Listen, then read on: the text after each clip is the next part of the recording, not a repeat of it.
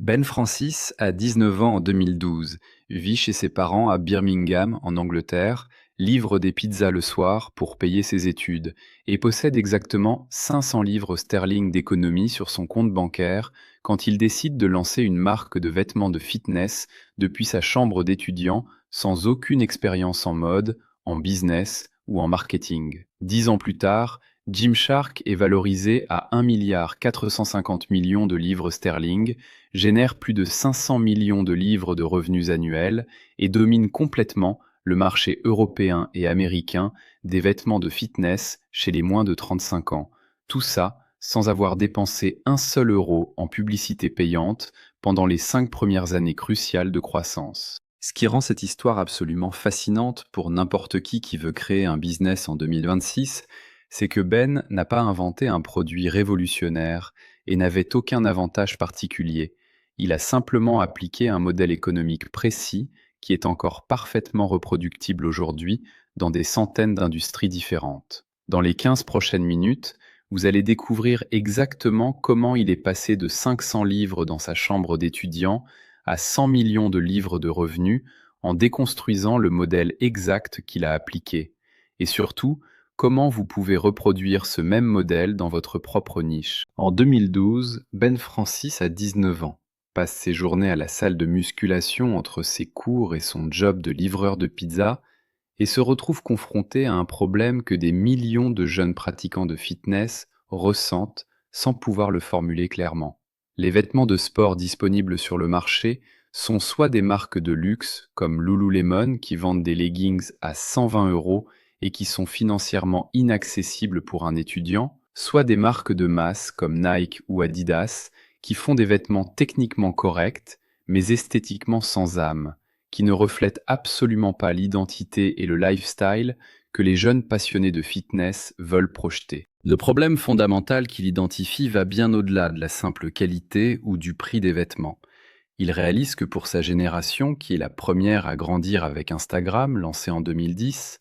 le fitness n'est plus juste un sport, mais est devenu une identité complète et un lifestyle aspirationnel où vous voulez non seulement performer à la salle, mais aussi avoir l'air d'un athlète dans votre vie quotidienne et sur vos photos Instagram. Les marques traditionnelles ne comprennent absolument pas ce shift culturel parce qu'elles sont gérées par des managers de 50 ans qui pensent encore que les vêtements de sport servent uniquement à faire du sport, alors que la nouvelle génération veut des vêtements qui sont à la fois performants techniquement pour l'entraînement et esthétiquement suffisamment stylés pour être portés toute la journée comme vêtements casual. Ben passe des heures sur les forums de musculation et les groupes Facebook de fitness à observer exactement ce dont les gens se plaignent. Et il identifie 3 frustrations majeures qui reviennent constamment dans les discussions. Premièrement, les vêtements de fitness haut de gamme sont ridiculement chers et clairement conçus pour des gens riches de 40 ans qui font du yoga, pas pour des étudiants fauchés qui soulèvent de la fonte.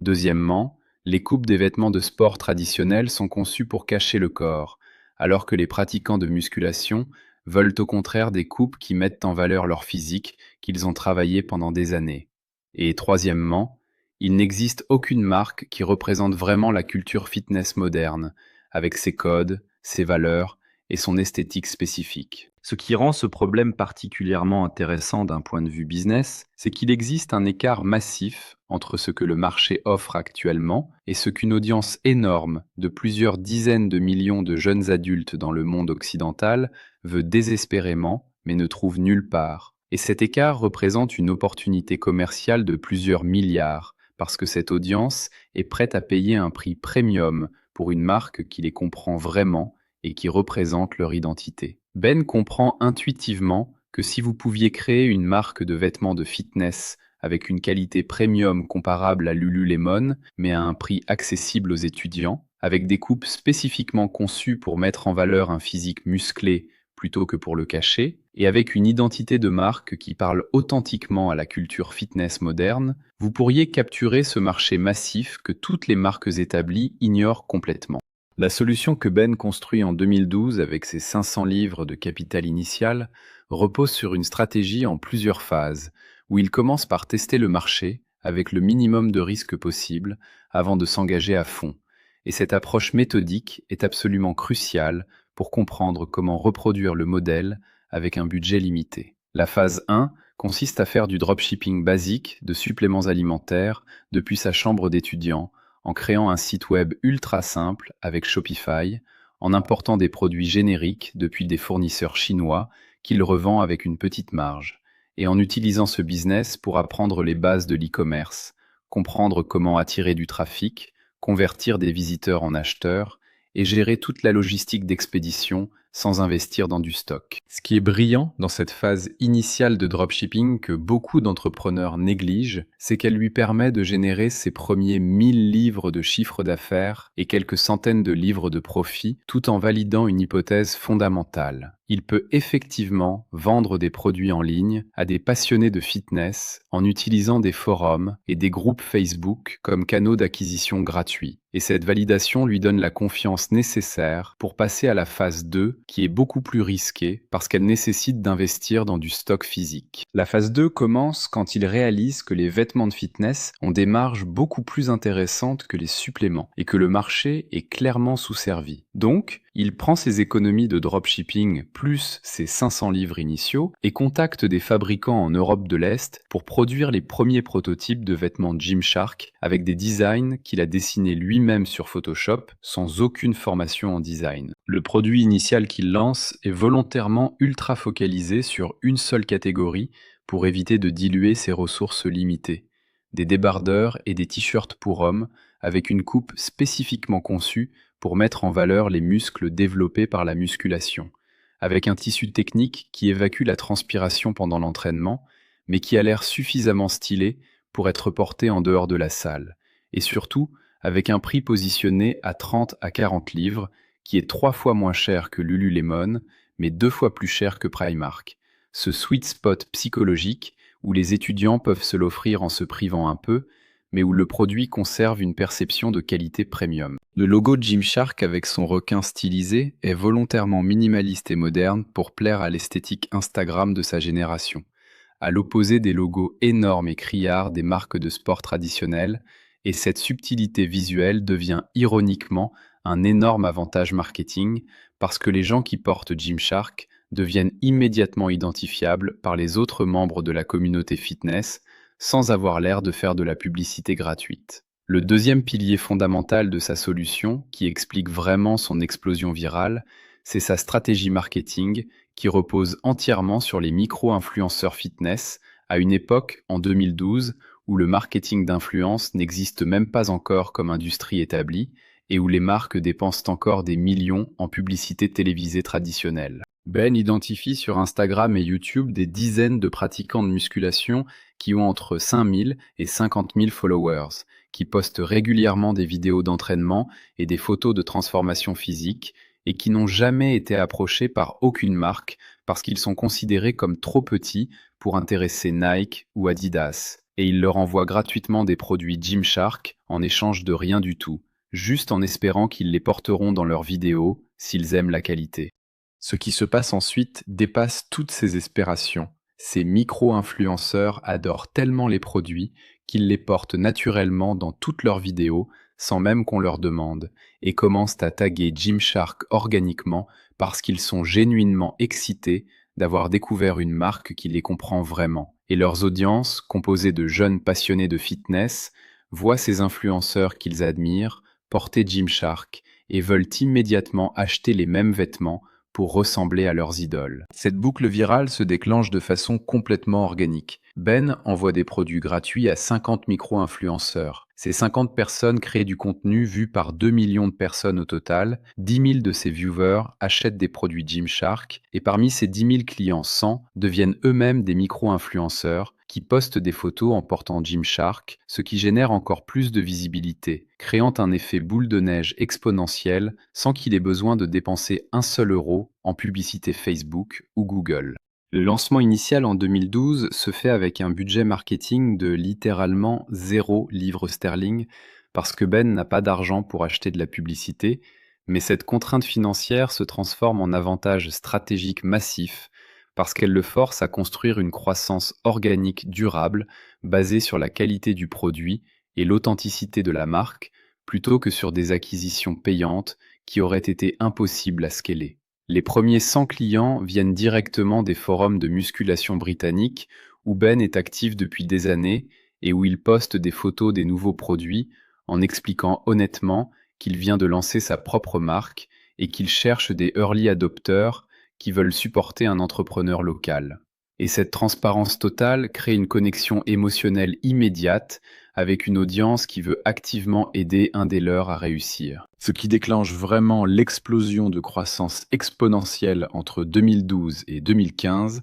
c'est le timing absolument parfait avec l'explosion d'Instagram qui passe de 30 millions d'utilisateurs en 2012 à 400 millions en 2015, créant une plateforme massive où des millions de jeunes partagent leur transformation physique et leur routine d'entraînement en cherchant désespérément des marques qui représentent leur lifestyle. Gymshark devient la marque par défaut de cette génération Instagram Fitness, parce que Ben comprend instinctivement les codes visuels de la plateforme et crée des produits spécifiquement conçus pour être photogéniques. Les coupes sont flatteuses sous tous les angles, les couleurs pop particulièrement bien dans les photos, et les logos sont suffisamment visibles pour créer de la reconnaissance de marque, mais suffisamment subtile pour ne pas ruiner l'esthétique de la photo. La stratégie d'expansion géographique se fait de façon complètement organique, sans qu'il y ait besoin de planification complexe. Ben lance initialement pour le marché britannique uniquement, mais des clients américains découvrent la marque via Instagram et commencent à commander malgré les frais d'expédition élevés et les délais de livraison longs. Ce qui lui prouve qu'il existe une demande massive aux États-Unis sans qu'il ait besoin d'investir dans des études de marché coûteuses. En 2014, il ouvre l'expédition vers les États-Unis et le Canada, et en 6 mois, le marché nord-américain représente 50% de son chiffre d'affaires, alors qu'il n'a fait absolument aucun marketing spécifique pour cette région, démontrant la puissance virale absolue du modèle qu'il a construit. Le passage de quelques millions de livres à 100 millions de livres de chiffre d'affaires se produit entre 2015 et 2018,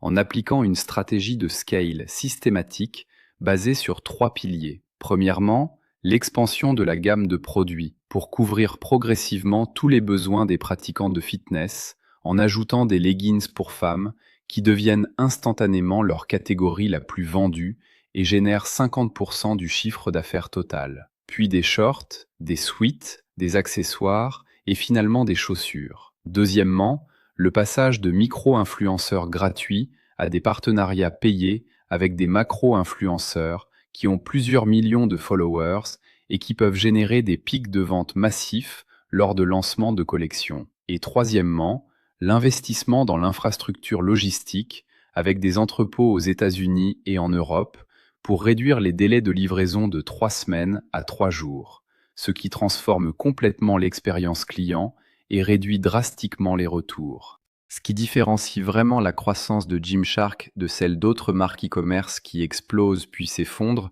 c'est que Ben refuse systématiquement de sacrifier la qualité ou les valeurs de la marque pour croître plus vite, maintenant des standards de production élevés, même quand ça coûte plus cher et retarde les livraisons, restant authentique dans toutes les communications, même quand les agences marketing lui conseillent d'adopter un ton plus corporate, et continuant à interagir personnellement avec sa communauté sur Instagram, même quand l'entreprise atteint 50 millions de livres de chiffre d'affaires. Cette intégrité absolue crée une loyauté client absolument fanatique, où le taux de clients qui reviennent acheter une deuxième fois dépasse 70%, un chiffre complètement anormal dans l'industrie de la mode, où la moyenne est autour de 20%. Et cette rétention massive fait que chaque livre dépensé en acquisition client génère 5 fois plus de lifetime value que chez les concurrents. Le moment symbolique où Gymshark franchit définitivement le statut de start-up pour devenir une vraie entreprise de 100 millions de livres se situe en 2017, quand Ben organise le premier Gymshark Meetup à Birmingham, où il invite tous les ambassadeurs de la marque et les fans pour une journée d'entraînement collectif et de rencontres. Et plus de 2000 personnes se déplacent de toute l'Europe pour y participer, prouvant que Gymshark n'est plus juste une marque de vêtements, mais est devenu un véritable mouvement culturel, avec une communauté soudée qui partage des valeurs communes. Le modèle Gymshark est parfaitement reproductible en 2026 dans n'importe quelle niche lifestyle où existe un écart entre ce que les marques établies offrent et ce qu'une audience passionnée veut désespérément, et les opportunités les plus évidentes aujourd'hui incluent les vêtements pour sports émergents comme le paddle qui explose en Europe, mais où toutes les marques existantes viennent du tennis traditionnel et ne comprennent pas la culture, les équipements pour passionnés de gaming et streaming, où il existe une audience massive qui veut des vêtements confortables pour passer 12 heures devant un écran,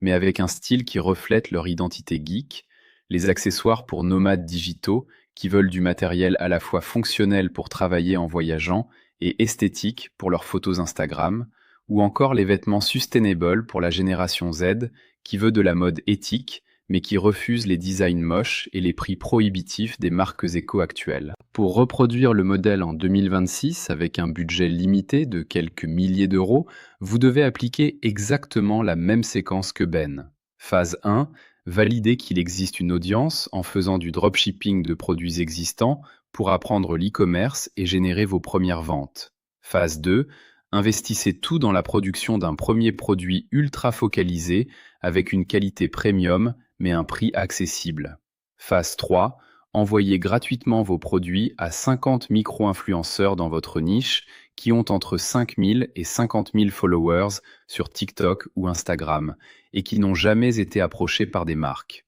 Phase 4, réinvestissez chaque euro de profit dans plus de stocks et plus d'influenceurs sans jamais dépenser en publicité payante tant que vous n'avez pas atteint au moins 1 million d'euros de chiffre d'affaires organique. Et phase 5, une fois que l'effet viral se déclenche, investissez massivement dans la logistique et le customer service pour maintenir la qualité de l'expérience pendant que vous scalez. Le timing est parfait en 2026 parce que TikTok a créé exactement le même environnement viral qu'Instagram en 2012, avec des millions de créateurs de contenu qui cherchent désespérément des marques authentiques à représenter. Les outils no-code comme Shopify rendent la création d'un e-commerce accessible à n'importe qui en quelques heures. Et paradoxalement, la saturation publicitaire sur Facebook et Google rend le marketing organique via influenceurs encore plus puissant qu'avant, parce que les audiences sont fatiguées des pubs et font davantage confiance aux recommandations authentiques.